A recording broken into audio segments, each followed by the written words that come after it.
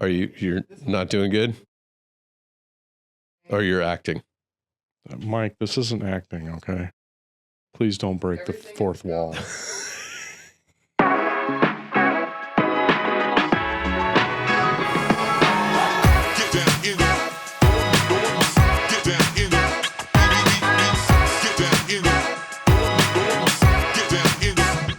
Welcome to the Marketing Team of One podcast, where we have conversations about the issues one-person marketing teams face when trying to meet their goals with limited time and budgets. Now here's your hosts, Eric and Mike.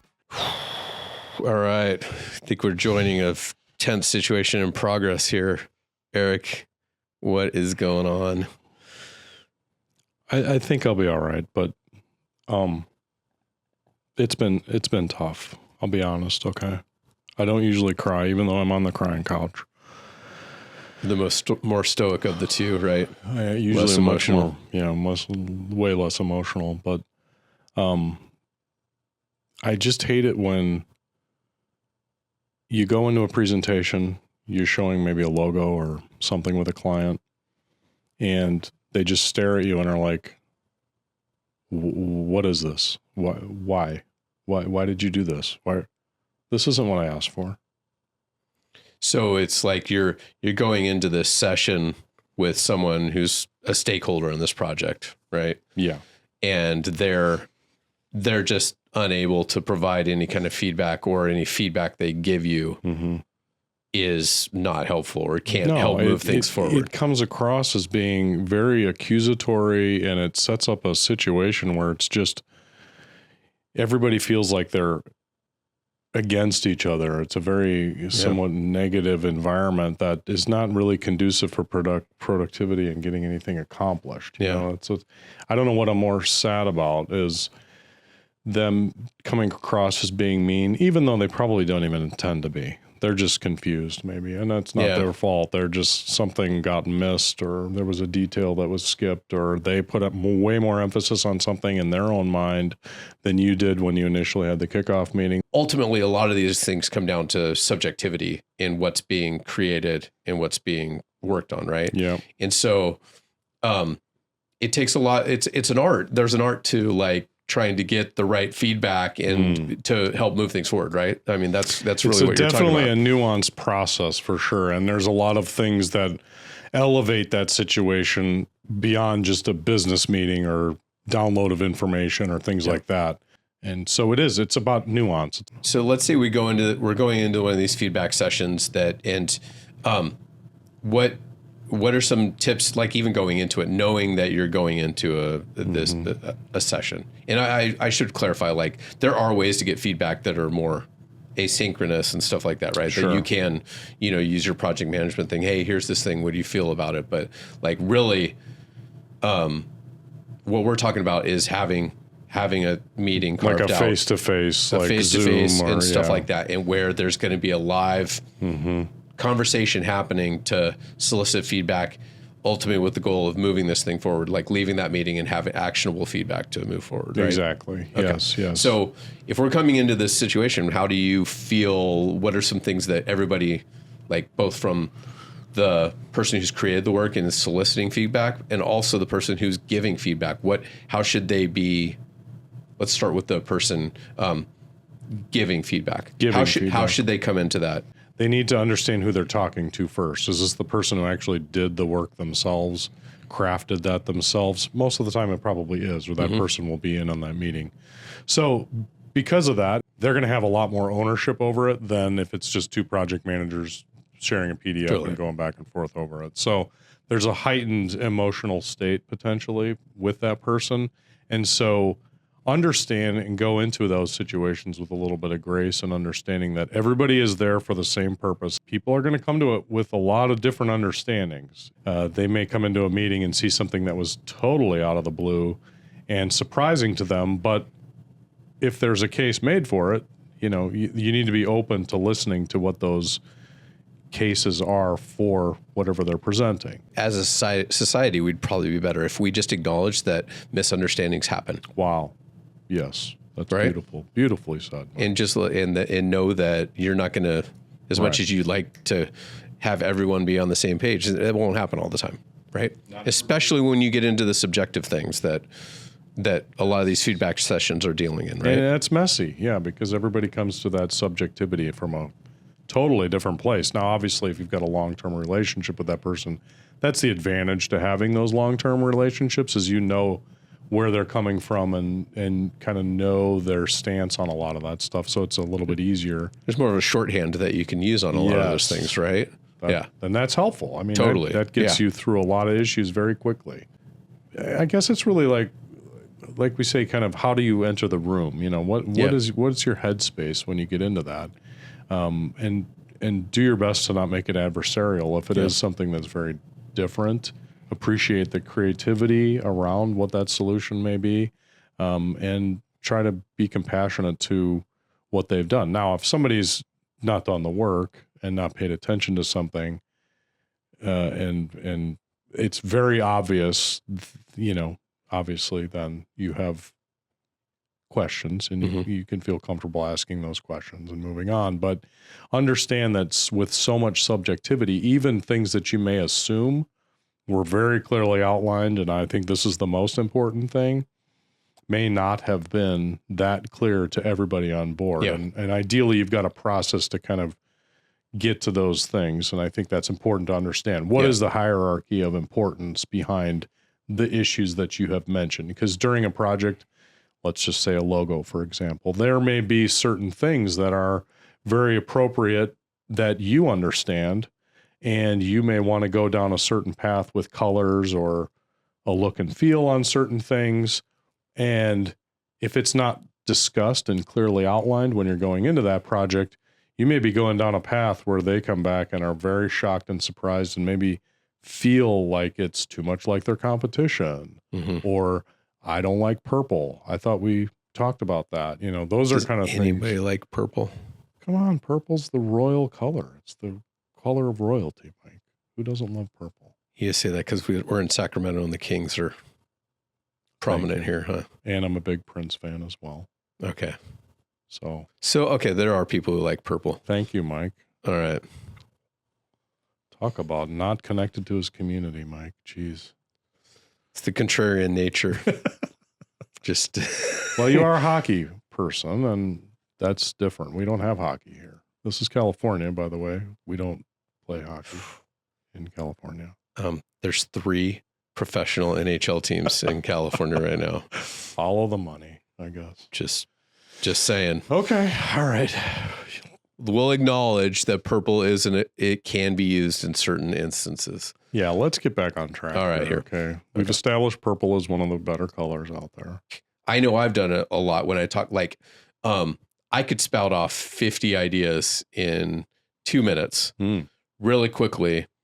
And I might, like, of those 50, pick your favorite. There's a couple favorites, and like, but I may not actively like communicate like, oh, of all those ideas I just threw out to you, these are the ones I'd love to see. Top 3, yeah. And so you might come to it and you might have heard 3 other ones. And then when we come back to this meeting, you're like, I picked my 3, yeah. Yeah. So if I'm in the position of like the stakeholder who's giving feedback here, like I have to come into this knowing and acknowledging that communication is not perfect, right? We've said it before, yeah. Like, words just I don't confuse. know. My way of life ever since high school has been like, if you set your expectations really low all the time, you're bound to be happy about everything that comes up.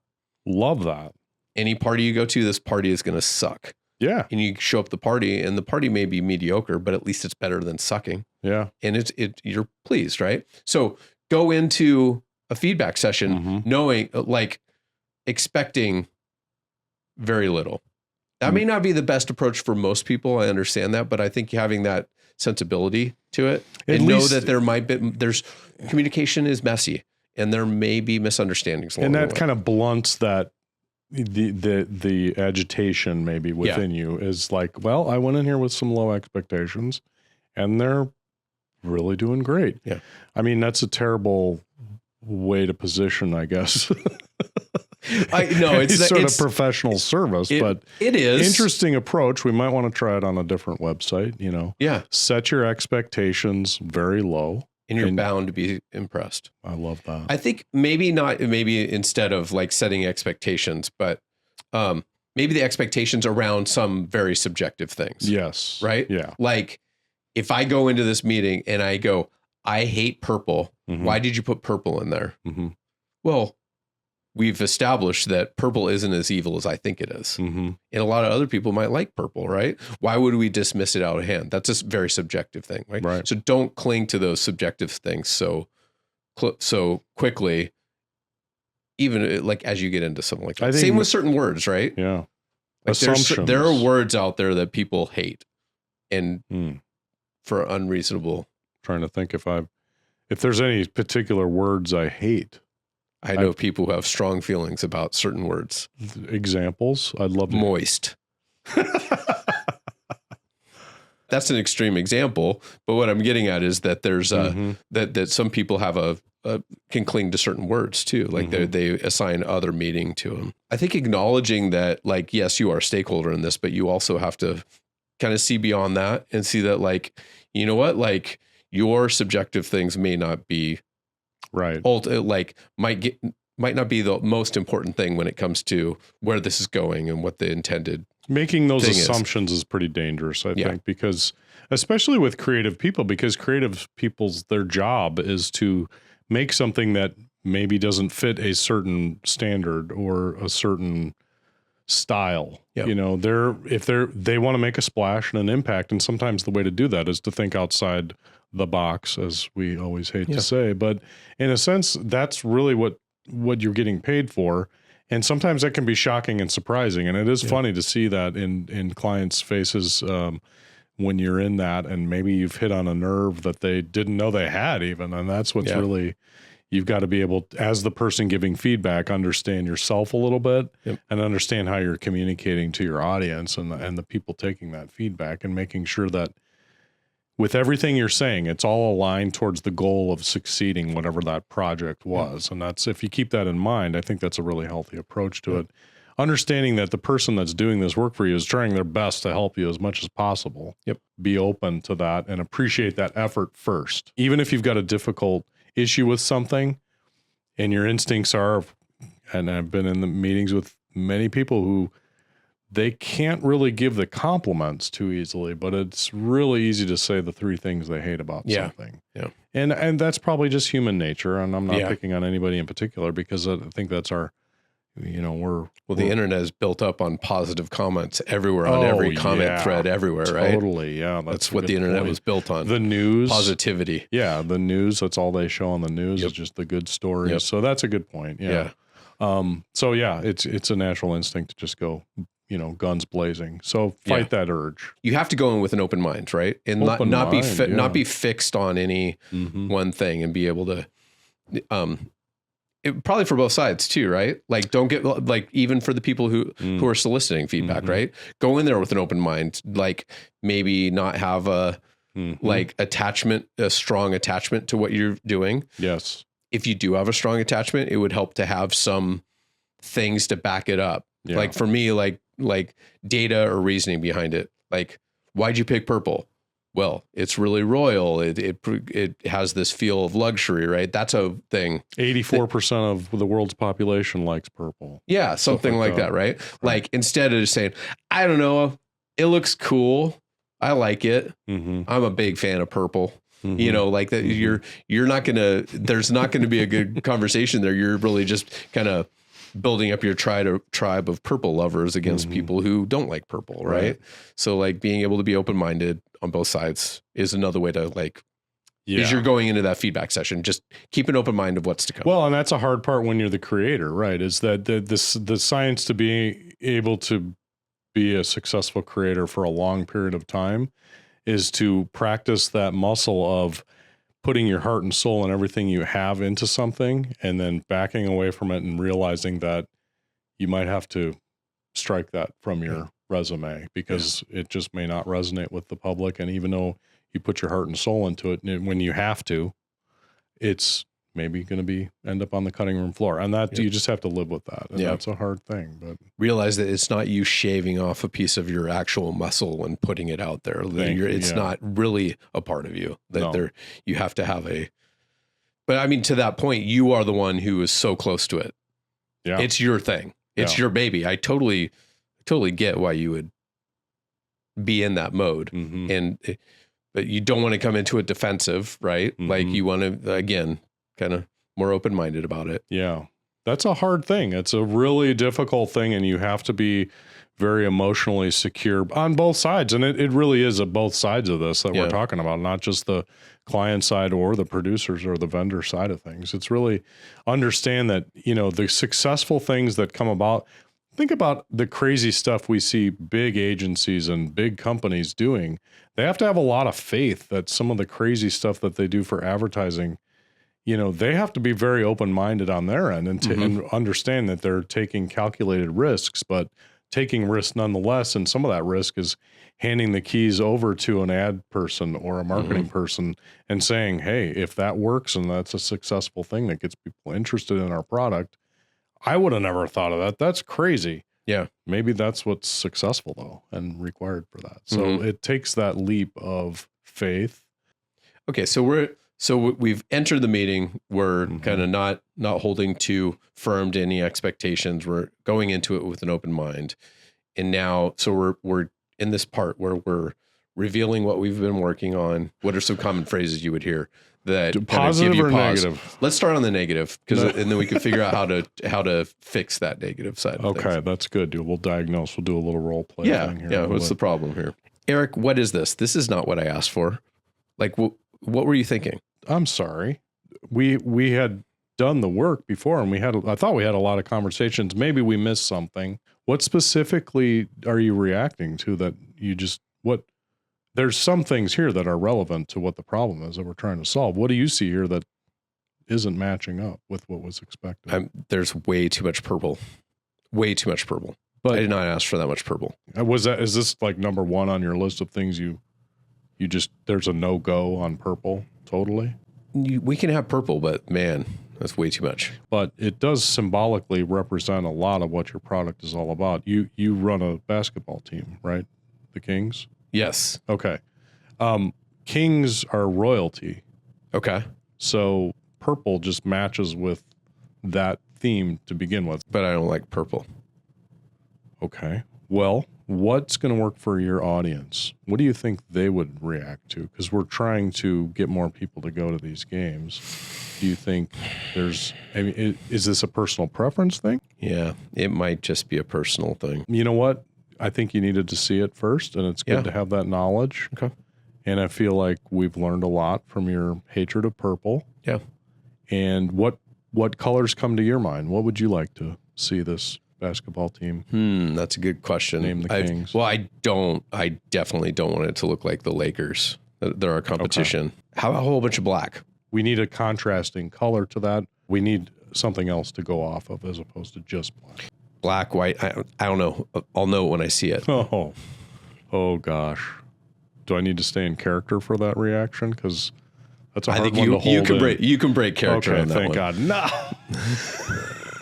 Okay, thank you for that moment. I just needed to I'd love to know how you handled that one, because that's with copy, with design, with things that are subjective things. Like how do you walk through that when someone's like, I don't know, I'll know it when I see it. Well, you got to ask a lot of questions, I think, after that. Yeah. I mean, then we got to go into there's no getting out of a long meeting at that point. I mean, you need to uncover some stuff. It's like a psychological breakdown at that point. Yeah. I mean, you need to really... And this is where the feedback stuff really becomes an art. Maybe having another person on the meeting so that you can take a moment and cry into a handkerchief and then come back after they're done asking their questions. At that point, there's so many ways to go, and you really need to make it a goal to leave that meeting with a lot more concrete direction. And that's where, when they throw that out there, you got to go all the way back to square one and start clarifying your understandings and what their understandings were, and just work your way back to.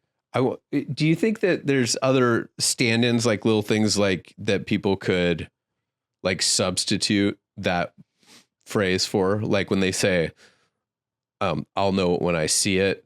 Could they say like, instead, I don't know, I haven't really thought about that very much yet?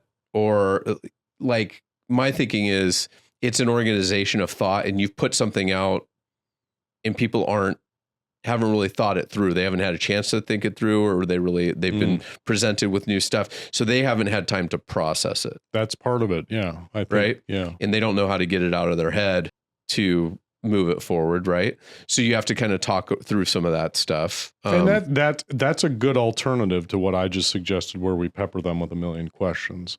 And I don't want to, go at somebody with a bunch of accusatory questions. By the way, asking somebody why is probably the most accusatory of all questions. So starting any question with why is bound to go somewhat negative. So, I mean, maybe it could be like, I ask you, or I say, I don't know, I'll know it when I see it.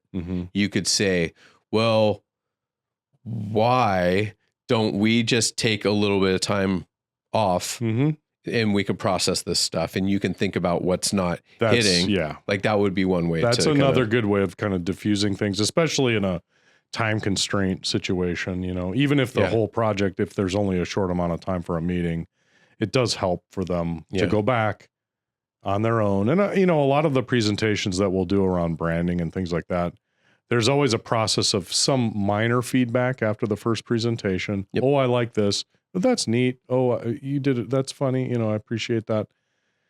But a lot of times it's a lot more successful when, okay, great. We end the meeting. We'll deliver the PDF or whatever it is that we're sending to them, and they can then take a look at it. Why don't you get back to me tomorrow? Have time to sit with it and kind of organize those thoughts. Right. So instead of spending a bunch of time like heading this towards a contentious thing, which might be the first instinct if somebody says, I'll know it when I see it. Yeah. Yeah. Maybe you just say, well, you know what? Like this is definitely a situation where I think we might need time to process I this. do like to take temperature at that point though, and just say, are we 90% wrong or 10% wrong? Yeah, that's a good question. And there's just kind of help them or help us understand, because sometimes it's 5% wrong and they're completely flying off the handle because we didn't get it. But 95% of it was right. So then, I can sleep at night. If you're going to play basketball or you're playing tennis, right? Is that what's going on? Or is it more like pickleball and tennis, right? Like, are you close? Like, can you adapt the court a little bit? That's a great question. Like, how close are we? Like, okay, I know you'll know when you see it, but are we far off? In that situation, right? You're trying to establish, are you even playing the same game? That's not what they've been working on this whole time. They're off doing a whole bunch of other things. Their mindset might not, maybe they forgot what you established. Right. Right. So like being able to go back and say, hey, this is where we are here. This is how I got to there. Is there anything, did I miss something in getting to here? Like that might be another way to kind of clarify that. I'll know when I see it then. Yeah. And that's why it's important to kind of cover that ground when you're doing an initial presentation or sending that stuff to that person to review. And as that person going into that review, understand that nothing will be perfect. Yeah. That's the value, again, of those big, long relationships. That person will probably nail it pretty close 98% of the time. Yeah. But going into those and understanding that if it's not that type of relationship, understand that it's not going to be perfect. And your expectations are not that it's supposed to be perfect. If you outline everything down to the dotted I, cross T, and feel like there is so much explicitly explained in that meeting, it's still surprising to come out of that and see how people have interpreted things that are a little bit more on the subjective side. What do they say? Feedback is a gift, right? Or it can be a gift. Yeah, I guess.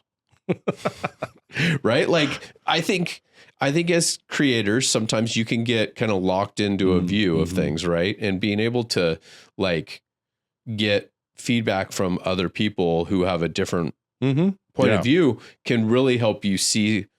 It removes blind spots and stuff, right? Yeah. Like on the website of things, like one thing that's just really helpful is like if you've got a web page, sending it to somebody else and go, hey, can you try and do this thing? It's amazing.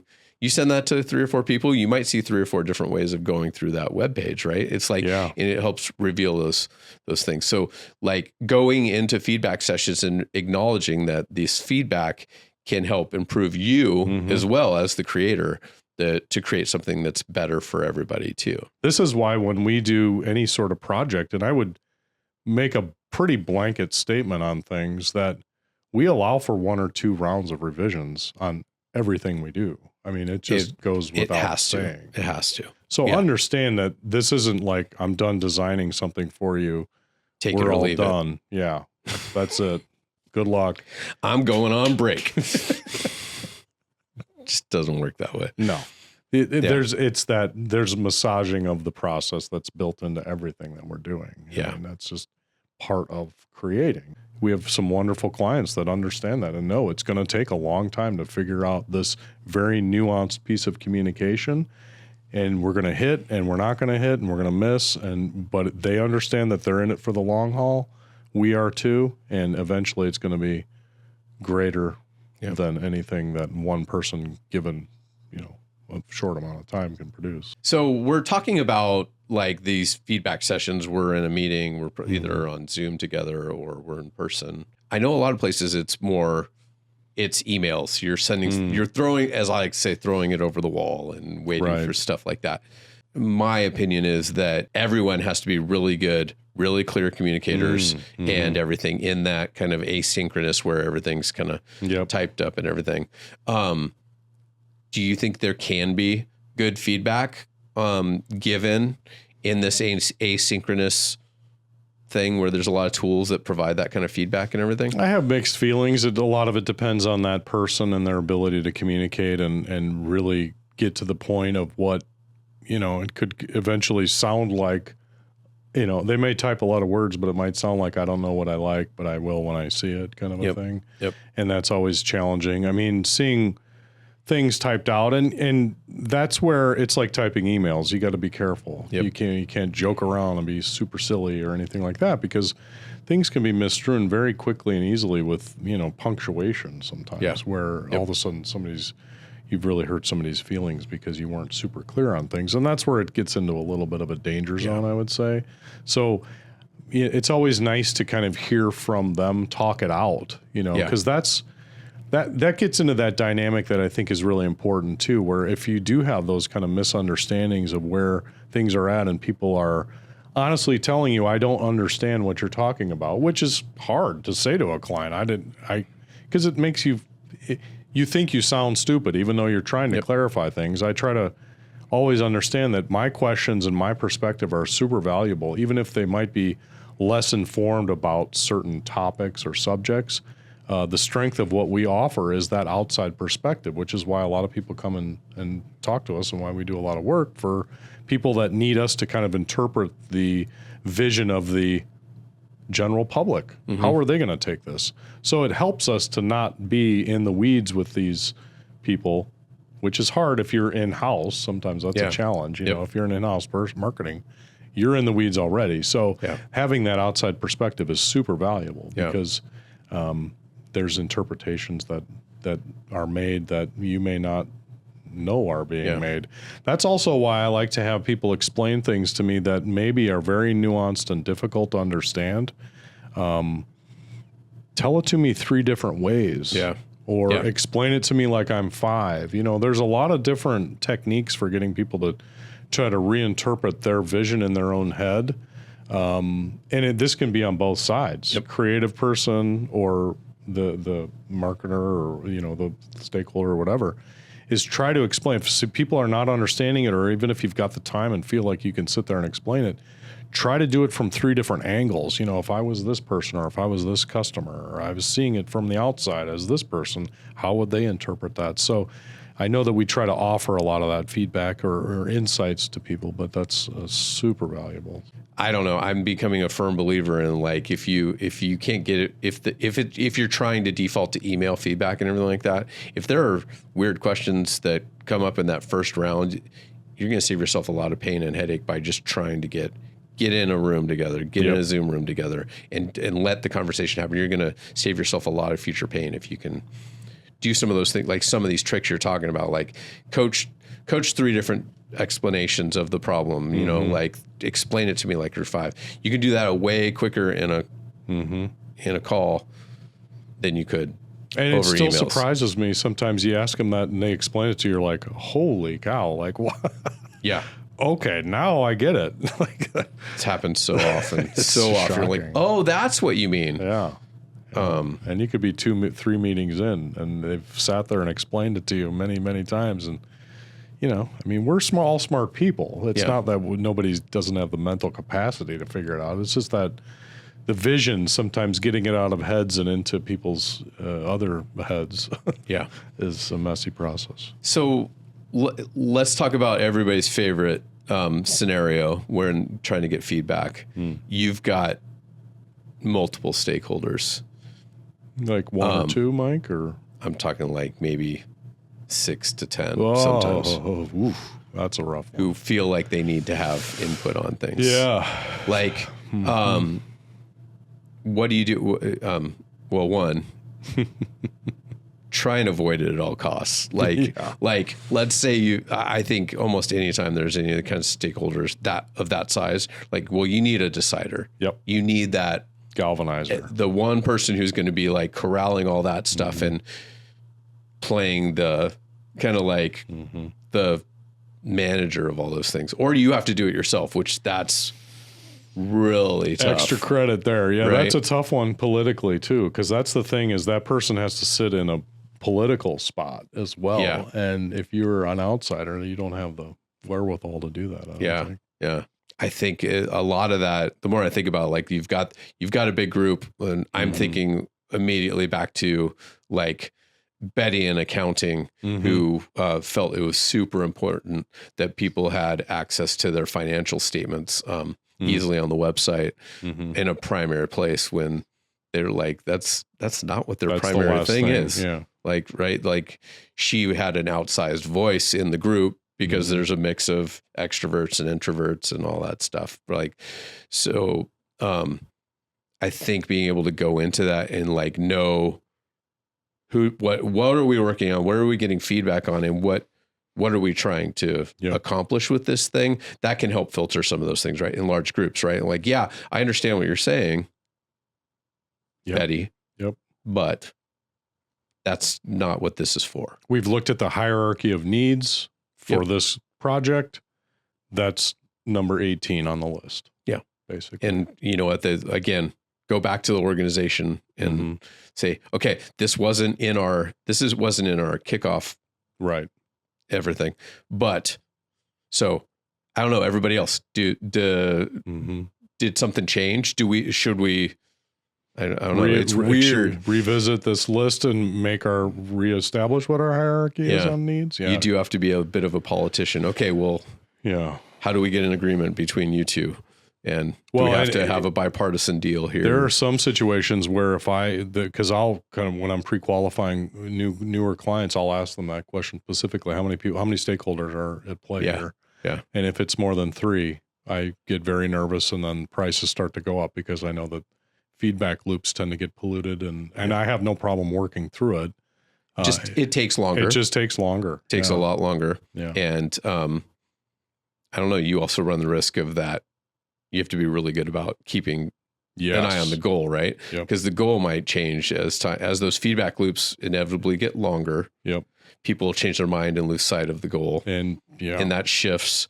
That's when scope creep just gets That's having people sign off on things and make sure these milestones and goals are solid and agreed upon.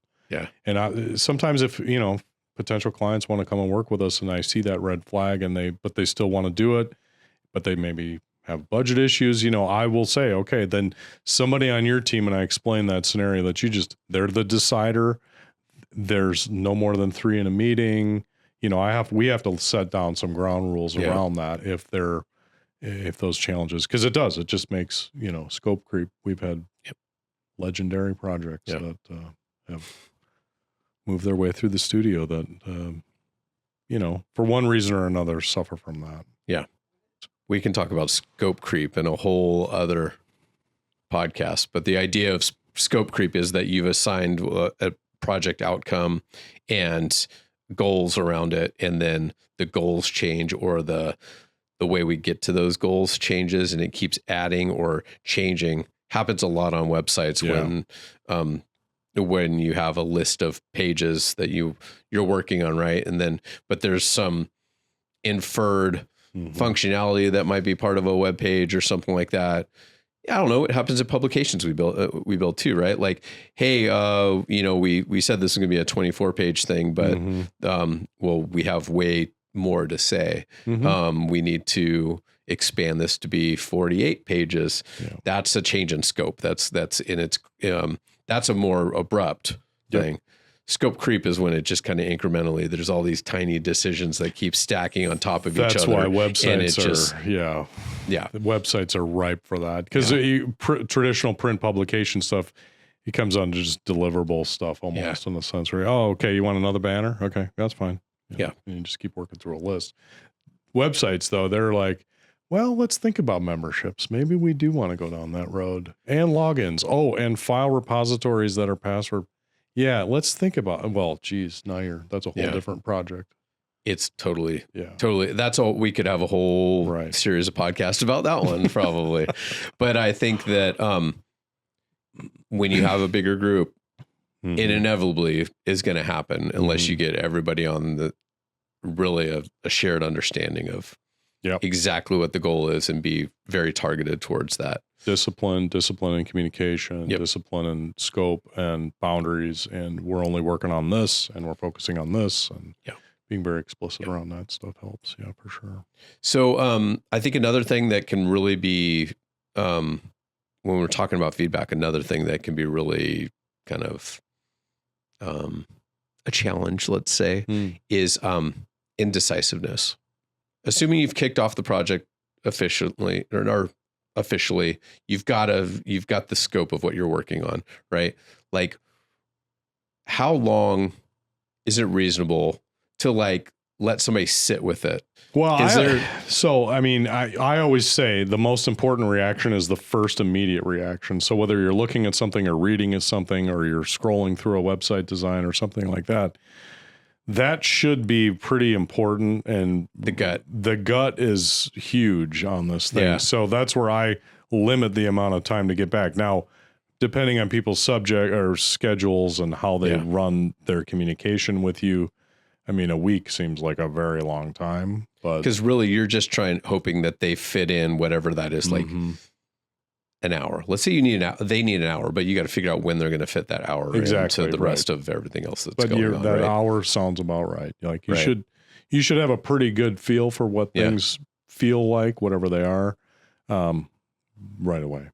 So would you come into that feedback session with a really good idea of maybe setting expectations when decisions needed to be made and coach towards that? Always. Yeah. I think that that's really important, especially if there's critical deadlines at play. I mean, you need to do a good job of outlining that schedule probably before the project even begins. You know, we're going to need, and our bigger scale projects that have a critical deadline, we know before we even get anything when that's due and going to print or going, back for these rounds of revisions and things like that. So all that stuff is scheduled out very explicitly, every round of feedback, how long they have it, how long we have it, and deadlines are down to the hour on some of these things. Because when you're looking at a lot of those things, you can, having that planning ahead of time, you can also enter that feedback session and go, I know you're not going to have all the answers and you might need to sit with a couple of these things, and we can give you until X amount of time.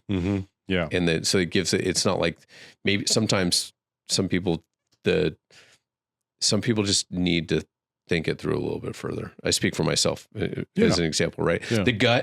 The gut does tell you a lot, but there might be you just gotta test against the gut a little bit. And it's like that takes a 65-35 thing. Gut 65, but there is this, for me anyway. That's kind of how I approach it. Yeah. And so just being able to have that option and tell people it might set them at ease. Like maybe some of the feedback tension is that people feel like they need to have the answer right then. Right.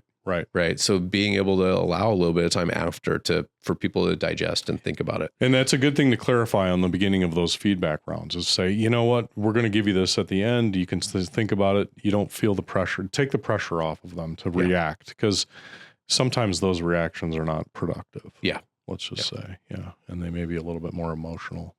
All right. I mean, feedback, it's an art, getting feedback, giving feedback, making sure that everybody's kind of feelings are represented. I know it sounds woo woo when no, you say but feelings. I think there's feelings, but there's also we need to leave these feedback sessions ready to take the next step and move, right? Yes, there's actionable things. Everybody leaves these feedback sessions knowing what's happened. But or do you have any pro tips over your years of experience, dealing with these things? Well, I mean, it's always helpful to disarm the situation immediately, because everybody's probably a little tense when we're reviewing, whether it's from the creative or, there's anticipation, there's excitement. So there's a heightened, emotions around the whole process a little bit. Our clients get excited about stuff that we're doing for them. So they're really excited to look at stuff.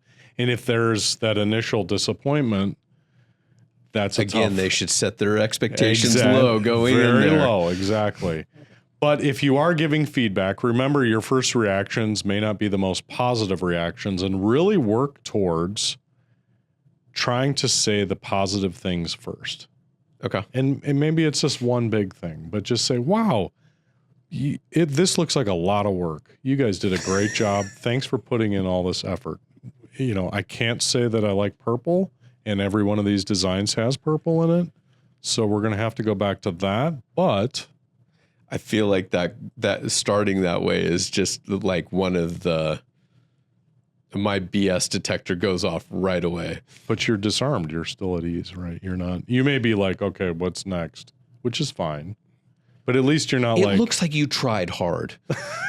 Thank you. That's what I hear out of it. Thank you. It looks like you're trying really hard, but you're not getting it. That's what I heard when you said that. How would you like to get the feedback? You're not what is this? You're not getting it. Is that better? That's way better.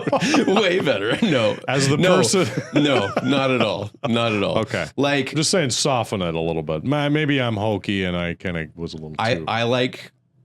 Start with a positive. I'm revealing some of my tricks here. I think that in that scenario, I would say, "Oh, I see where you're going with this." I totally That's your version of it. You're kind of empathizing, trying to put yourself there, and I see where you're going with this.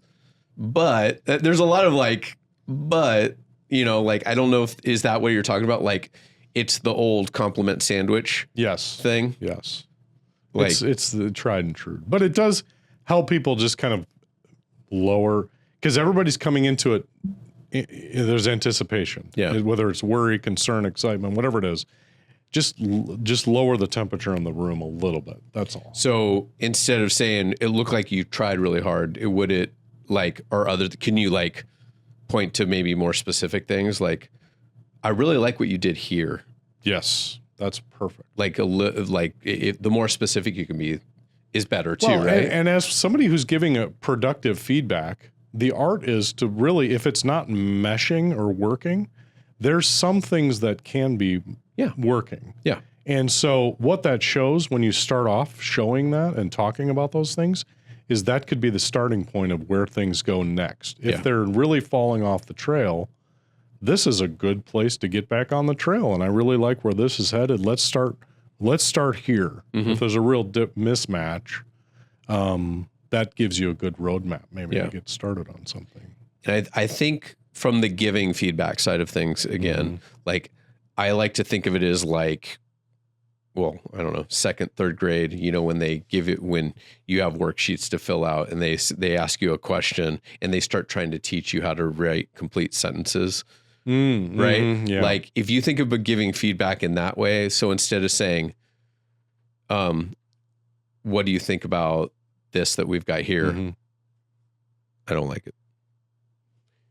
Mm-hmm. You could say, I don't like it because I think that it's a little bit cartoonish, or if you can back up your feedback Yes. with reasoning, Yes. you're going to help provide That's the also person, productive. right? Like Yeah. that's another way to kind of, that's another trick of giving feedback It's to make been it a more. while since I've been in third grade, but you just graduated out of third grade, so that I can see where that's fresh in your mind. I'm on the Billy Madison program. So yeah, Nice. I'm on seventh grade right now. I wondered. Yeah. But okay. Yeah. Just so it's confirmed. Yeah, I the think big party at the mansion's happening next week. As big takeaways, like quick little like overview. well, just things. remember, try to do no harm. Yeah. I mean, we're all human beings in this. Flexibility plays. I mean, you're all working towards the same goal, right? Yeah. Imagine, that we're all just working towards accomplishing something. So everything should be kind of communicated in that realm. Like, all right, let's get in there. Let's really work on this problem together. Yeah. That's really helpful. Yep. Because everybody doesn't have 100% record. So I think if there's that understanding going in and you can be flexible around it and understand that most people want to be collaborative in this experience and that should be explicit in why they're probably working with you. Understand that, we're all going to get there and maybe that's what it takes. I've even said that in meetings, like, all right, sounds like we had some mismatches here, but I know that we got some great feedback. Thank you so much. We're going to take that and push it to the next level. And if the feedback goes a little sideways and you can get through some of these things, like being able to wrap it up with a bow like that on a positive note, like, all right, I know it was rocky. Sounds like we're all on the same page, right? And it, like confirm that you're on the same page. So you don't go into another feedback session where there's a lot of, where it goes sideways again. Because right? I honestly, after meetings like that, where you can sense the disappointment in the room, usually those next meetings are pretty successful. They kind of elevate above and beyond even what the expectations may have been for that next meeting. So don't lose hope. Go in an open mind. Know that there may be rough patches because you're dealing with humans, right? Emotions, communication. There's a lot of stuff in that stew. Yeah. And you know what? If you just start throwing things into a stew, it may not be good. You got to get the right mix and the right recipe. But eventually, setting your expectations as low as possible, absolutely, may be the real secret to a successful stew. I don't know. I think it's been great. Thinking just big takeaways. Keep an open mind. Be flexible. Be flexible. Be positive. Positive, yes. Know that you're all in it for the same shared goal. It's a big collaboration. That's right. And I can't wait for the next feedback. Send it in. We welcome feedback. It's a gift. Thanks, everybody. Thank you. Thanks, Eric. Thanks for tuning in. For more information and other episodes, subscribe to the Marketing Team of One podcast on YouTube, Apple, or Spotify podcast networks.